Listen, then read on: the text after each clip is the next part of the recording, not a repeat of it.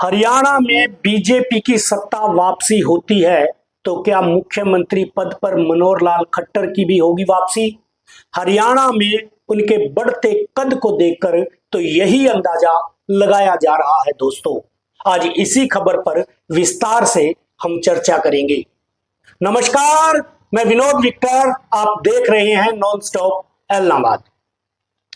दोस्तों, हरियाणा में अगर बीजेपी सरकार फिर से सत्ता में आती है तो क्या मनोहर लाल खट्टर फिर से मुख्यमंत्री पद पर आसीन होंगे? उनके हरियाणा में बढ़ते इंटरेस्ट और हरियाणा में उनके बढ़ते कद को देखकर तो यही अंदाजा लगाया जा रहा है, क्योंकि हरियाणा का हर बड़ा फैसला इस समय मनोहर लाल खट्टर ही ले रहे हैं। और कहीं ना कहीं जब हरियाणा का मुख्यमंत्री बदलने की बात आई थी तब भी मनोहर लाल खट्टर की राय से ही मुख्यमंत्री चुना गया था। हालांकि अगर बात करें पार्टी में दूसरे मनोहर लाल खट्टर के बाद दूसरे बड़े नेताओं की, तो अनिल विज कहीं ना कहीं मुख्यमंत्री पद की आस पाले हुए थे। उन्हें लग रहा था कि मनोहर लाल खट्टर के बाद शायद उनका नंबर पड़ेगा, लेकिन ऐसा नहीं हुआ। पार्टी ने एक रणनीति के तहत मनोहर लाल खट्टर की सलाह से ही नायब सिंह सैनी को मुख्यमंत्री बनाया था। नायब सिंह सैनी को मुख्यमंत्री बनाने के पीछे पार्टी की कहीं ना कहीं रणनीति यही थी कि हरियाणा में जो बैकवर्ड वोट हैं उन्हें सांधा जाए किसी भी तरीके से, क्योंकि हरियाणा के अंदर जो जाट वोट बैंक है वो बीजेपी के साथ इस वक्त नजर नहीं आ रहा है, वो कांग्रेस की तरफ चला गया है या कांग्रेस की तरफ खिसक गया है, क्योंकि जो किसान आंदोलन था उसका भी काफी प्रभाव हुआ। तो इसलिए एंटी इनकम्बेंसी से भी बचने के लिए बीच में ही, पूरा कार्यकाल नहीं हुआ था मनोहर लाल खट्टर का, बीच में ही नायब सिंह सैनी को मुख्यमंत्री बनाया गया। तब लोगों को यह लगने लगा कि शायद मनोहर लाल खट्टर का जो कद है वो पार्टी में अब कम हो जाएगा। लेकिन अगर हम लोकसभा चुनाव की बात करें तो लोकसभा चुनाव भी मनोहर लाल खट्टर के नेतृत्व में लड़ा गया। कहीं ना कहीं वो ही एक ऐसे नेता हरियाणा में बीजेपी के थे जो हर बड़े फैसले ले रहे थे। और अब भी यही बात है दोस्तों, अब भी हरियाणा के जो बड़े फैसले हैं वह मनोहर लाल खट्टर ही ले रहे हैं।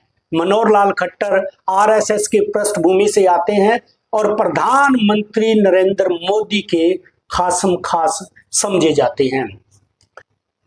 मनोहर लाल खट्टर अपने फैसलों में अमित शाह, जो नरेंद्र मोदी के बाद दूसरे नंबर पर समझे जाते हैं, उनकी भी परवाह नहीं कर रहे हैं और वो उनके आदेश को भी दरकिनार करते हुए फैसले ले रहे हैं। यह मैं इसलिए कह रहा हूं कि पंचकुला में पिछले दिनों बीजेपी पदाधिकारियों की एक बैठक हुई जिसमें अमित शाह ने स्पष्ट कहा था कि अब किसी भी बाहरी नेता की पार्टी में एंट्री ना करवाई जाए, हम अपने बल पर चुनाव लड़ेंगे।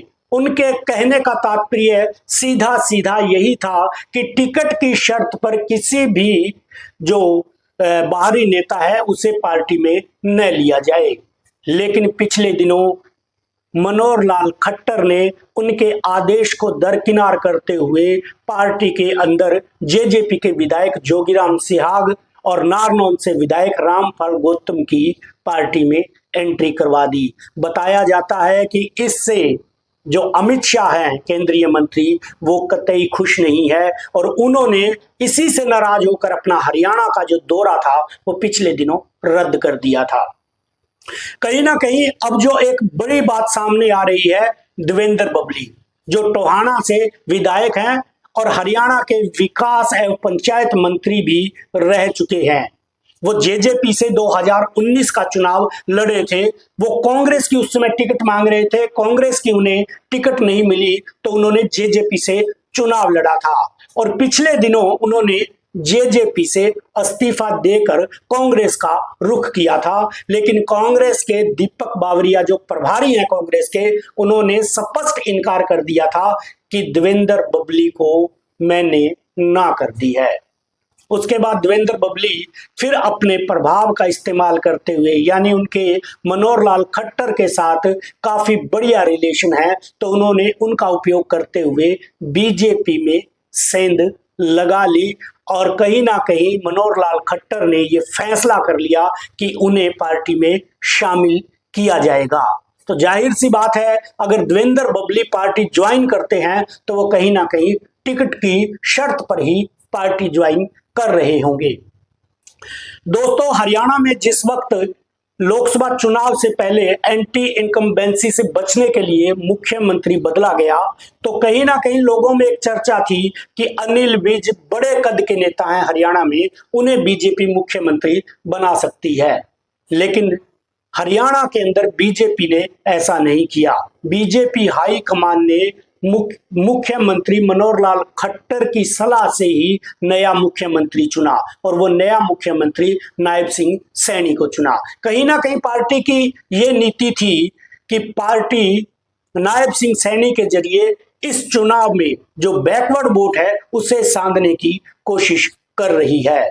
इसके साथ साथ जो पार्टी की नीति है, मोहन लाल बड़ौली को उन्होंने अध्यक्ष बनाया, तो पार्टी की नीति है कि जो ब्राह्मण और बनिया वोट है उसे भी सांधा जाए या उसे भी दूर न किया जाए। और इसी के साथ पार्टी की यह भी रणनीति है कि मनोहर लाल खट्टर का कद कम करके जो पंजाबी वोट है उसे भी नाराज न किया जाए।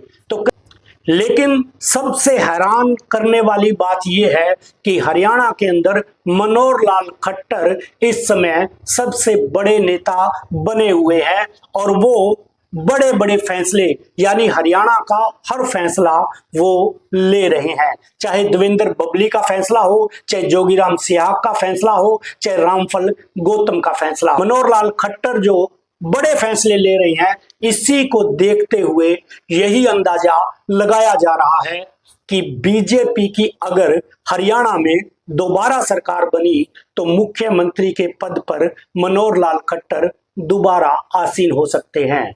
मनोहर लाल खट्टर आरएसएस के चहेते हैं क्योंकि वे आरएसएस की पृष्ठभूमि से आते हैं। वहीं प्रधानमंत्री नरेंद्र मोदी का भी उन्हें चहेता समझा जाता है और कहीं ना कहीं पार्टी में भी उनकी एक बहुत बड़ी छवि बनी हुई है, ईमानदार की छवि। और वो ईमानदार का जो कद है, जो उनपे टैग है, वो बहुत बड़ा है दोस्तों। इसलिए कहीं ना कहीं ये संभावना ही बन रही है कि अगर बीजेपी की सत्ता में वापसी होती है तो मनोहर लाल खट्टर की भी मुख्यमंत्री पद पर वापसी होगी। और कहीं ना कहीं हरियाणा के अंदर अगर हंग असेंबली आती है, पूर्ण बहुमत नहीं आता है, तो भी ऐसा लगता है कि मनोहर लाल खट्टर को आगे किया जाएगा क्योंकि उन्हें अल्पमत की सरकार चलाने का भी अब अच्छा खासा अनुभव हो चुका है। इन्हीं सभी बातों से और हरियाणा में बढ़ते मनोहर लाल खट्टर के कद को देखते हुए यही लग रहा है दोस्तों कि आने वाले समय में अगर बीजेपी सत्ता में वापसी करेगी तो मनोहर लाल खट्टर के सर पर एक बार फिर हरियाणा के मुख्यमंत्री का ताज सज सकता है। आपको क्या लगता है दोस्तों? कृपया कमेंट बॉक्स में आप भी अपनी राय अवश्य दें। आज की खबर में बस इतना ही, फिर मिलेंगे किसी और खबर के साथ। तब तक के लिए नमस्कार। अगर आप फेसबुक पर मेरा नॉन स्टॉप एलनाबाद चैनल देख रहे हैं तो कृपया फॉलो, लाइक, शेयर करें और आप यूट्यूब पर मेरा चैनल नॉन स्टॉप एलनाबाद देख रहे हैं तो कृपया सब्सक्राइब और लाइक अवश्य करें। धन्यवाद।